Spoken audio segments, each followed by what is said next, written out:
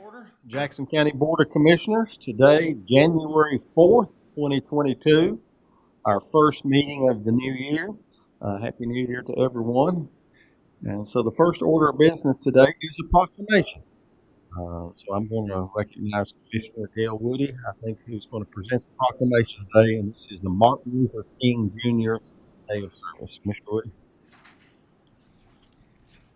Martin Luther King Jr. Day of Service, Monday, January 17th, 2022.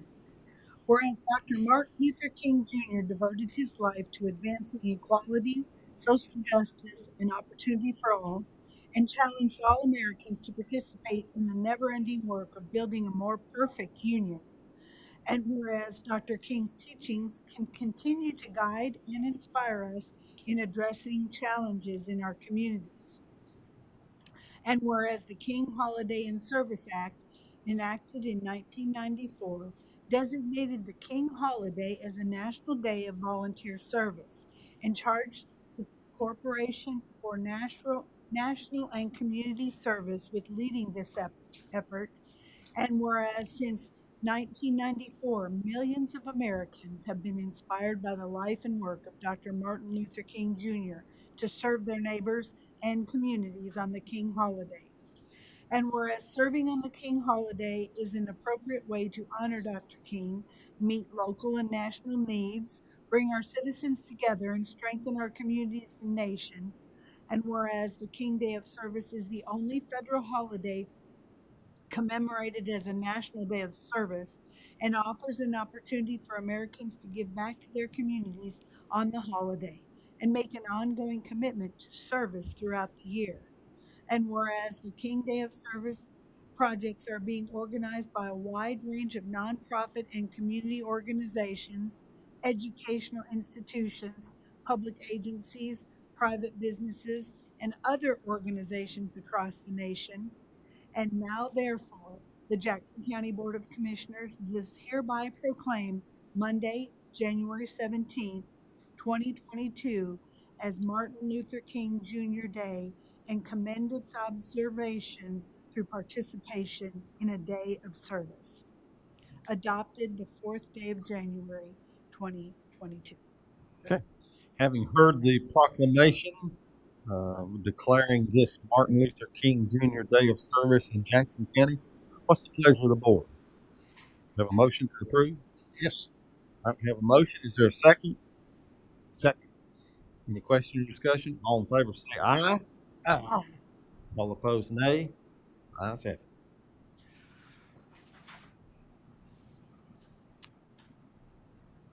Is Commissioner Jones on this?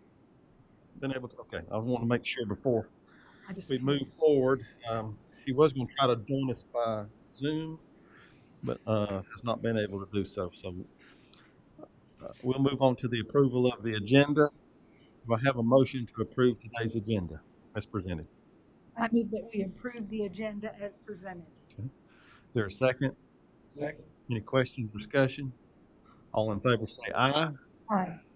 All opposed, nay. The ayes have it. Next is the approval of the minutes.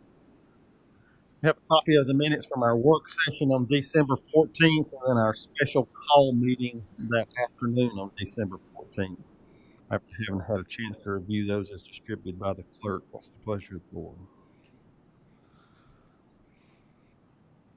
I move that we accept the minutes as presented. Okay. You have a second? Second. Any question or discussion? All in favor say aye. Aye. All opposed, nay. Ayes have it. Next is administrative reports. I don't have anything to report today. Commissioner Striblin? I don't have anything tonight. Okay. Mr. Chairman. Commissioner Woody? Yes, I was able to just stop by the Bridge Park, and this evening they were having kind of a little celebration of the Harriet Tubman statue, which will be leaving our community. But I just wanted to say that I feel like it was such a wonderful opportunity for us to have that sculpture of that quality and it be a part of our community for a couple months. And I know we took our grandchildren down there, and they really did learn a lot reading those plaques and realize a part of our history. So I thought that was a wonderful opportunity for our community. Okay, thank you. Commissioner Deeds? No, sir. Okay, thank you, sir. Mr. Adams, County Manager report? No, sir. Okay. We'll next move on to our informal comments by the public. I don't have anybody down on the list online to speak unless there's been anyone added. And I don't have anyone here in the audience that wishes to speak either. So then we'll move forward with our business. The item one under new business is the indoor pool. And we're going to receive some information today concerning an update on the cost estimates. I'll recognize Mr. Adams to first sort of open this up and open this topic up, and then he'll introduce those speakers. Yes, sir. Thank you. Put my glasses on. We do have Chad Robertson via Zoom today. He's our principal architect for this project. And so Mr. Robertson and I will just go back and forth as far as presenting this information to the board itself. You should have the information in your packets. But what we wanted to do was just appear before the board. As everybody's aware, we are in a volatile bidding environment at this time, and so Mr. Robertson came to myself and staff, and he gave us an update in regards to what the best estimate would be in regards to what he believed the bid would be coming in May when we're ready to go out to bid. And so what staff did was sit down and we worked with the architects to try to see if there's any common sense areas where we could go into and try to look at the project itself and see if there's any cost savings that would not impact aesthetics of the building and functionality of the building itself. So today what we'd like to do is just go through, present information to the board, show the board where we're at as best we can in regards to cost estimates, talk about that we believe there are methods potentially on how we could deal with those cost increases. But the reality is we won't know the exact amounts of what we're dealing with until we receive the bids itself. And so what you have in your packets and online here, I just provided information. This is for you board members, but also for the public too, just to remind everybody, just the renditions and just giving everybody pictures of the facility itself. Again, I'm not going to go through this, but this gives you the schematics. And if there are any questions, I may refer back to it. If the boards have any questions, and that way I can bring those issues up online as we talk about it. But then also there's renderings of the facility itself. And again, this would just help us have conversations if need be.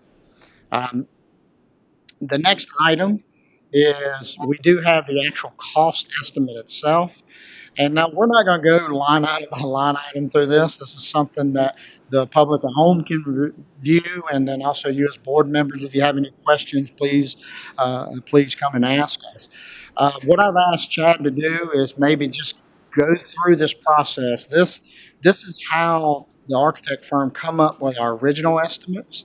And just adds Chad to just make sure everybody understands how to read this. So he may pick a couple elements, but then focus on the last page, which gets us to what the updated costs are. So, Mr. Roberts. Yes. Good afternoon, everybody. Hope everyone's doing well and survived the snowstorm that we had. I did want to just, I'm sorry? It said Snowmageddon. Snowmageddon, that's right. I did want to update you guys on the cost, and as Don pointed out, explain how we are coming up with these numbers. When we do a cost estimate for a project such as this, we break this down by divisions. And Division 1, for example, is general requirements. Division 2 is the existing conditions. And I'll expand on that one in particular just a little bit more. With Division 2, you have those existing conditions. And with some of the conditions that we have, we're going to have to do a little bit of selective demolition in those spaces. And the way that this chart reads is selective demolition interior. There's a quantity associated with that. We take that quantity. In this example, it's 390 square feet. the cost of that flooring removal is $12 a square foot, and then you multiply that across and it gives you 4,680. So it continues through each one of those different divisions. Concrete is the same way. Masonry, we're basically taking off each one of the different building components that we see based on the design that we have right now. If you want to slide down just a little bit more, Don, we can get into some of the other areas.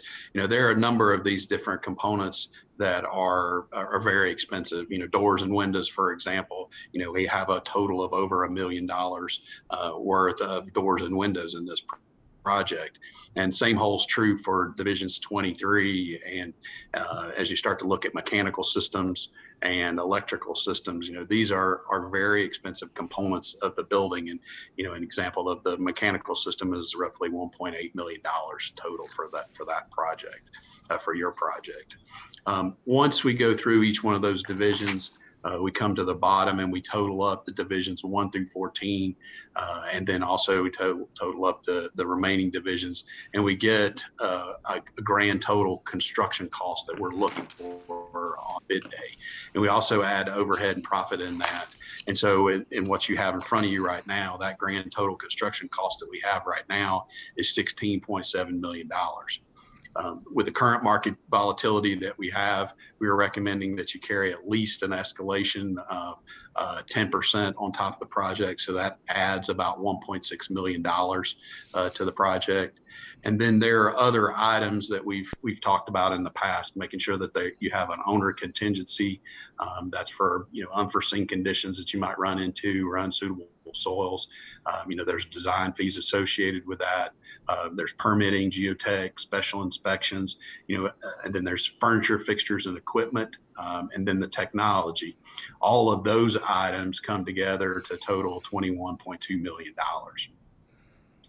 With our existing budget that we were established, we were sitting at right $19.7 million. So we were roughly $1.5 million over. Additionally, we've added some alternates to the project to help manage the situation. The PV arrays, that's the photovoltaic array that we would have on top of the building to help with energy generation from solar energy. A parking lot at the south side of the building has been identified. The scoreboard, a video board, which is the upgrade to that, and then tile in the pool deck area. Those items total together to be about $595,000. So totaling the base bid, which is the 19.7, and the alternates of $595,000, we're sitting right at $21.8 million. And that gives us a variance of about $2.1 million in the total project. So I'll pause right there and let Don fill in some additional information. So a couple things to note. If you recall, when Clark Nexon came before the board previously, there was an attempt to build escalation into these conversations. It was 6% a year. We started this 6%. project a while ago, so it was 6% a year. And so is it fair to say it's just the unknown now, that last 10% just was not expected? Is that a... There's been a huge jump in the volatility of the construction market between December of 2020 and December of 2021. And it's been substantial, and largely due to the COVID pandemic, labor shortages, and even some tariffs that are lingering from other administrations. So having said that, when Chad came and spoke to us, we asked him to go back and take a look at some things and just see if there's some things out there that could be looked at in this project that would be cost savings, but obviously is not impacting the functionality or the visual aspects of this project. Because I think we all want to be proud of what we build, and also we want the facility to be functional as presented to the public. So this next item that is just discussing before the board is really, is really just indoor pool cost recommendations that we're going through and looking at. And if you look at this first item, you see that totals $429,000, and I'm going to zoom in just a little bit here. These are things that that, again, we don't feel like that changes the functionality, like reducing card readers, changing simple things like changing the manufacturer for the translucent wall would save 85,000. PVC piping from Schedule 80 to 40, 30,000. The reducing the light fixtures. This is something, Chad, you and I talked about. You just felt like you're not reducing or changing necessarily the quality. It's just you really diving a little bit deeper into it. Is that correct? And that's correct. And it's not where we are in the design process. We've just started to do the calculations for the lighting layout. And, when we did the budget in the design development, we're going through the construction document process right now. And that's given us a chance to refine the layouts of the lighting and even look at some alternative fixtures, but still looking towards quality for those fixtures. And just, again, the aluminum feeders, that's basically the wiring from the transformers to the box, to the panel boxes, underground ductwork. That basically is, explain that a little bit when you talk about Sure. underground ductwork. Yeah, so in the pools, they off gas at a very low level, and we try to pull back air across the pool so that it gets rid of that chlorine gas. And oftentimes we have to run underground ductwork in order to exhaust at that low level. We've since figured out a way to exhaust at a low level, but still keep the ductwork inside the wall rather than having to run it underground. The underground ductwork tends to be more expensive than stuff that we can run in walls or above ceiling. So we figured out a way to minimize that by capturing that space in between the pools and running the ductwork in that area as opposed to running it underground. So nothing that you guys will ever notice in this area. It's just a value add to save that money as we're going through the design process. But we will have the airflow. Commissioner Jones, Yes, sir. unable to be here today, but I had to have a conversation with Commissioner Jones in which he's been involved with pools before that did not have the appropriate airflow and had real problems as far as just smell and Yeah. flow. You're not I just want to make sure that's all, we're not impacting that, correct? No, it's just a matter of where we run the ductwork. We still have the same concept. We're still exhausting low and pulling that chlorine gas across the pool elevation, the water elevation. It's just a matter of whether we run the ductwork underground. But in this case, we were able to figure out a different way to do it and avoid running the underground ductwork. I got you. And so between these things, just trying to go back and find some areas where we thought we could reduce, there's about a $429,000 potential savings. And again, these are all estimates, right? These are things based upon today's knowledge with escalation, because you can see we're using the multiplier effect there as far as what we think it will save. One other thing too about smell, I just would like to mention this. Talk a little bit about the chlorinator, how this pool's getting chlorinated and how that really will really positively impact that conversation. So it'll be a saline pool, and we'll actually, it'll be basically a saltwater pool. And so we'll have a chlorine generator on site that will actually feed into the pool. So the water, I describe it as a much softer feel to the water. It doesn't make your skin smell like chlorine when you get out of the pool, but that's the way that we actually treat the water on site is through a salt process. And I asked Chad to mention that too, because there's been a lot of thought put into this conversation about smell, airflow, and things of that nature. Yeah, absolutely. And so the other items on this page is this next section, the 595, 193.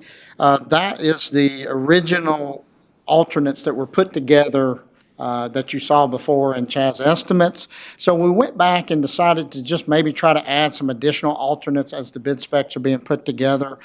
And these will be additive alternates, meaning it's not a deduct alternate, but I had to portray this as a deduct. Chad, I'm throwing that in there for you because I know you want to keep correcting me on how you're going to do this. Fine. So you'll get to pick and choose. The bid will be a base bid, and then they will bid these as individual, and then you can add it back. And that actually is much more effective and impactful as far as this process goes. So we believe that would add another 133,000. So grand total of alternates that'll be out there, again, estimates about 729,000. So if I flip to the next page, So just going back to the original estimates of the $2,099,000, you can see that just by just going back and re-looking at the original design, that we feel like we can reduce it by about $420,000 of just cost itself. There'll be about $729,000 of alternates out there. And again, if you looked at it as percentages of budget, even if the bids come in higher, these should be still relatively the same percentage. So it should give some alternatives for discussions with this board. Just let you know too, there are other things that we discussed. There's about $336,000 that could have been removed from the contract to be installed by the owner. As we discussed this, about the only thing that I've recommended to Chad that we install ourselves is the exterior signage and landscaping. Every project that I've been involved with in Jackson County so far, we had a landscaping budget, and then after the contractor landscaped it, our crew came in and actually revised the landscaping. So I do think it improved on it, and so I do think it, instead of putting it in a budget, we might as well just do the landscaping ourselves. And so, although that won't be necessarily, that'll be cost to us, but I don't believe it'll be $192,000 worth of cost for signage and that. So we should have some savings there. So ultimately, going down, I did put in here for everybody's sake an executive summary. So it's basically what I just said here. So as far as those first three paragraphs, so I'm going to jump down to this fourth paragraph. As everyone is aware, we're in a volatile bidding arena now. And so what we believe is we've put together the ability, when you look at reduction of cost of what I mentioned, the 429, trying to throw in some alternates into these conversations, that along with, there is still some hope of a market improvement, but we're not going to just rely solely on that.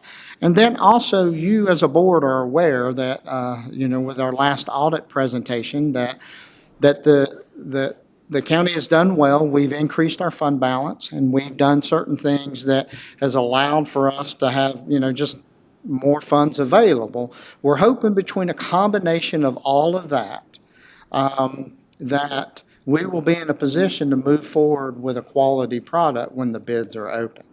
So I do have other items in here that are attachments that basically show where our fund balance has increased. It also shows, just to let everybody know, when we were doing the estimates for taxes, when this project was being presented to the public, the penny, as we call it, of course, the penny was worth around $950,000 or so.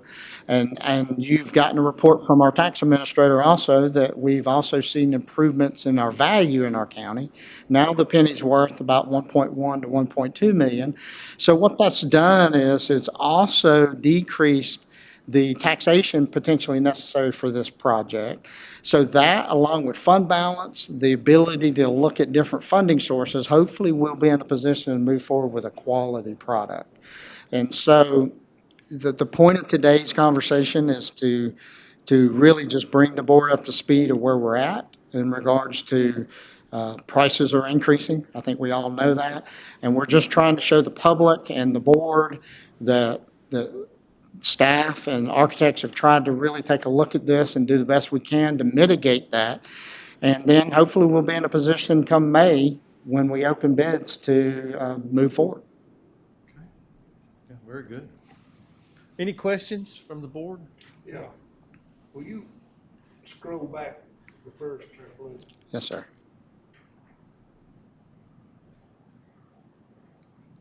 Talking about here? No, what, please? You talking about to the smaller one? Right there, fine. Okay.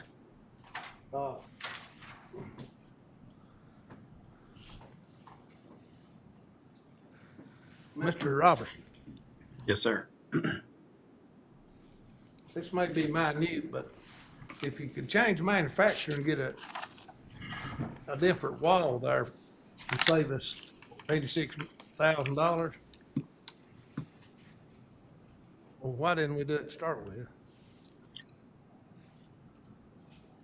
So we're going as we're going through the design process. We do look at a number of different manufacturers because this is a publicly bid project. We generally have to choose a manufacturer to design around.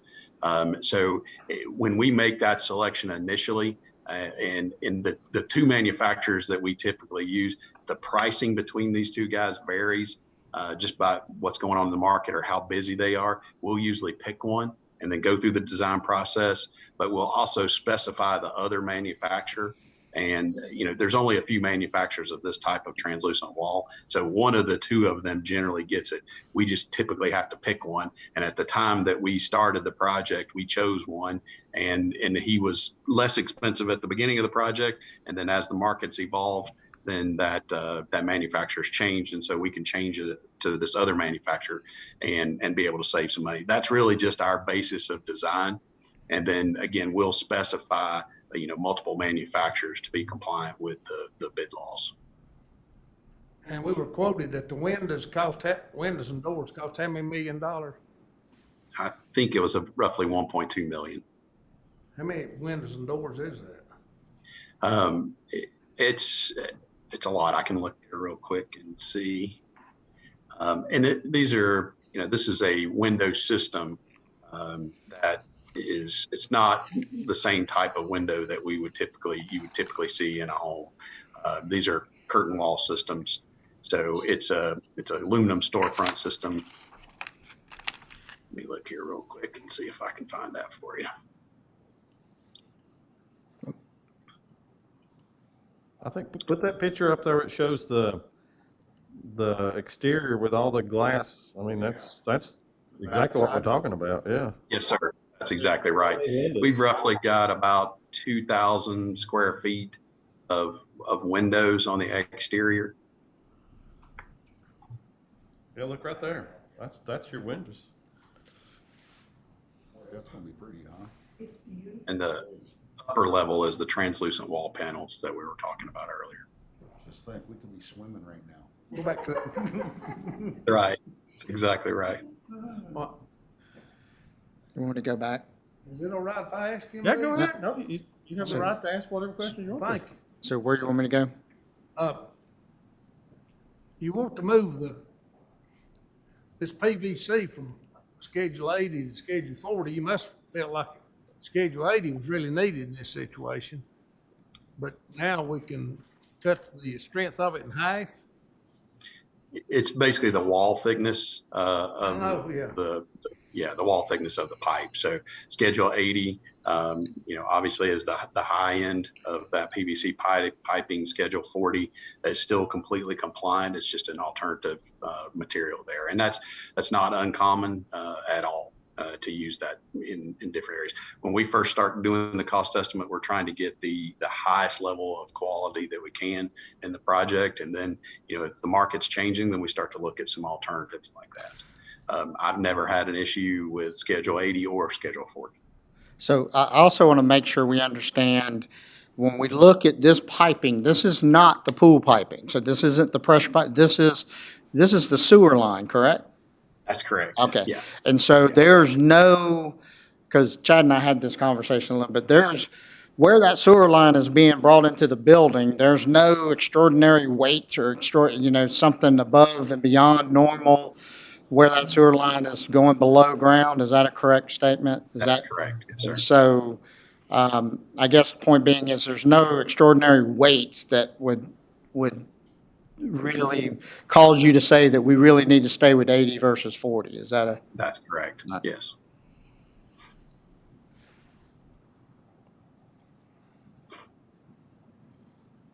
Now, I do want to mention. These light fixture cost, Mm-hmm. we're gonna save $70,000 on now, but they're just as good as what we had to start with. Yes, sir. Generally, what we're doing at this point in the design is we've kind of made a blanket look, a very initial look at the number of fixtures that we have in the project. And then as we get deeper into the design, the calculations become more refined, the orientation of the light fixtures, and even the exact fixture itself becomes, more defined during the construction document process. And we feel like this is a good opportunity to save money in the project without actually reducing any quality or anything that you guys would notice when the building was opened. Well, are there anything else that you could change that would reduce greatly that would be just as good as what you give us price on to start with? For the light fixtures themselves? As would be these lights?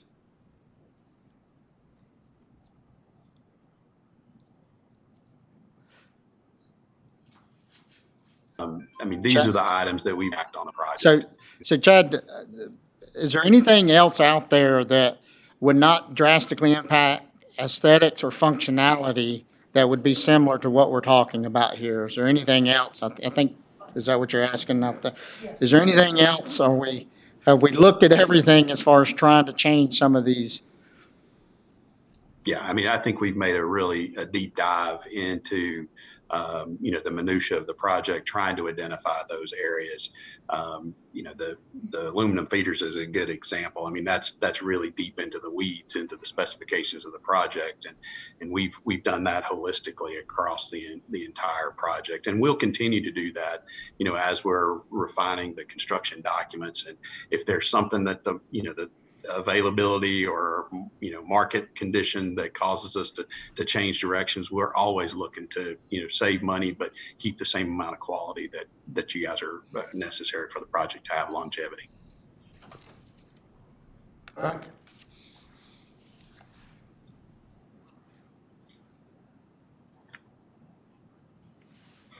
Any other questions? I think the point that we need to remember is, as Don has indicated, this is a preliminary look on Chad and staff's work at trying to work through these architectural reviews and sort of put a best guess out there on where we may come in at, but we will really not know until May when we do the bidding, and then we'll come back and Yes, sir. be presented some options on how that we can face those numbers and come up with an answer to solve the problems. Yes, sir. And If the problem exists, who knows? We could always, best case scenario could be that the bids come back even better. yes, sir. And ultimately, where we're at right now, we feel like that what we've done so far is the best we can do without drastically impacting the functionality of the facility and aesthetics of the facility. And so, unless we get direction otherwise from the board, then we would proceed forward with what's been presented today in final design. And when I say functionality, I'm going to get drastic, right? If you change your functionality, major of going from one pool to from two pools to one, I'm talking about to get into real significant savings, you'd have to really get into other things that would drastically change, in my opinion, what we believe the voters voted on and also the functionality of the building itself. And that's kind of where we believe we're at is we can't go any further without truly changing aesthetics and functionality. For example, this one sheet that I gave you here, after having some conversations, we did explore looking at some of the, let me find it. We did explore looking at some of the glazing, the glass interior. It wasn't major. I think it was like $30,000, $40,000. We explored maybe some of the lockers in the locker room, but these are things that are the two things that would hit aesthetically. And then, like I say, if you reduce the lockers, then you are changing the functionality of those locker rooms. You would have gaps in the locker room. But these are things that were being discussed I've had an opportunity to talk to all of you, and these are things that were being discussed, and I've gotten feedback that we didn't want to change functionality, and that's the reason things like you don't see us, this proposal here, reducing lockers in the locker room anymore, or taking out $30,000 worth of glazing on the interior because concerns about just really changing the look of the facility.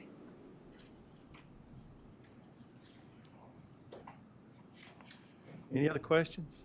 We very much appreciate the work that's gone into taking these numbers and trying to come up with solutions and alternatives, and we'll look forward to the bidding. So, Chad, just one other thing. What is the timeline for going out to bid and opening bids? So we're looking to complete the construction documents at the end of March, and then it'll go into Department of Insurance for their plan review. So we're looking for bids to be accepted around that May date, into May. So we'll be back before you in that time frame. Very good. Thank you. Thank you, everyone. Thank you, Chad. Yes, sir. Bye-bye.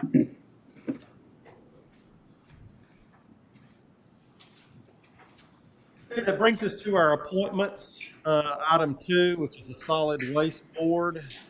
I believe we have 2 appointments. I'm not ready to take action. I'm not either. Okay. I've had conversations with Mr. Parker, Chad Parker, and we're still working. Okay, all right, let's carry this one over. Thank you. Thank you. And then likewise with Tuckasegee Water and Sewer Authority, I know Commissioner Jones had an interest in being a part of that discussion. And out of just respect for him not being able to be here tonight, we'll carry that one over as well to the next time. Are there questions from the press corps that are online? I'm not sure. I can't see who's online yet. Y'all will. Let's see, Beth. I don't have anything. No, thank you. Okay. All right. We do have need for closed session for legal, 143-318-11A3, and real property, 143-318-11A5. I know our manager has a whole list of the PIN numbers for the press, and he can provide it at a later time. Do I have a motion that we go into closed session concerning these 2 items? I move we go into closed session. All right, is there a second? Second. All in favor say aye. Aye. We'll give them a recess.